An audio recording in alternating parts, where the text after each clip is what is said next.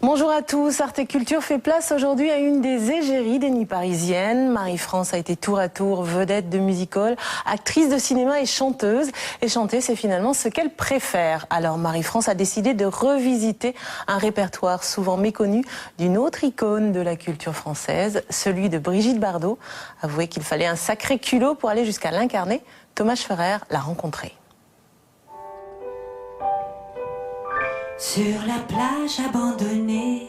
Lorsqu'une égérie tire sa révérence à une icône, la vénéneuse Marie-France se fait blonde et ingénue en choisissant d'interpréter quelques-unes des chansons les plus méconnues du répertoire de Brigitte Bardot. De Gainsbourg à Goraguer ou Claude Bolling, ces quelques perles sont autant de souvenirs qu'elle nous a confiés chez elle. Une image d'elle est restée gravée en moi. C'était Bardot en chignon banane, accroche-cœur, dans une robe ultra moulante, au milieu d'un cocktail très chic, en train de chercher les perles de son collier qu'avait cassé à 4 pattes sous les tables. Et là, je me suis dit, voilà, je sais ce que je veux être plus tard. Une Parisienne, en chignon banane, avec des accroche-cœurs, une robe moulante, dans les cocktails, à 4 pattes. Je me donne à qui me plaît, ça n'est jamais le même, mais quoi que celui qu'on n'a jamais bavé me jette le premier pavé. J'ai peut-être ce pouvoir de caméléon, de rentrer comme ça dans la peau de personnage. C'est mon côté aussi actrice, comédienne, qui m'aide beaucoup. Voilà, je me passionne pour un personnage et puis ça va même jusqu'à ressortir un peu sur moi après. Sur la mer,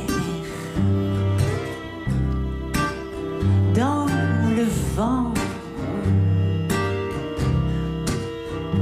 Véritable écrin pour ce projet, la mise en scène photographique de ses amis de toujours, Pierre et Gilles, transforme Marie-France en une bébé fantasmée. Pour une fois, j'ai laissé faire Pierre et Gilles sans m'occuper du tout de ce qu'ils voulaient faire. Et j'ai une merveilleuse surprise parce que ils ont su me mettre en valeur tout en installant un décalage pour prouver que ce n'est pas une imitation, mais un hommage avec un certain humour. Et si elle n'a jamais chanté Bardot au sein de son groupe The Pretenders, Chrissy Hynde est venue partager sa passion commune pour Bébé avec Marie-France. Elle adore réellement Brigitte et ses chansons, et ce qu'elle fait, c'est en quelque sorte de confronter tout cela avec ses propres expériences. Vous savez, elle en fait quelque chose de très personnel, et j'ai trouvé qu'il s'agissait d'un show de Marie-France au même titre qu'un hommage à Bardot, une femme que nous adorons tous. Et tant de choses à mon oreille.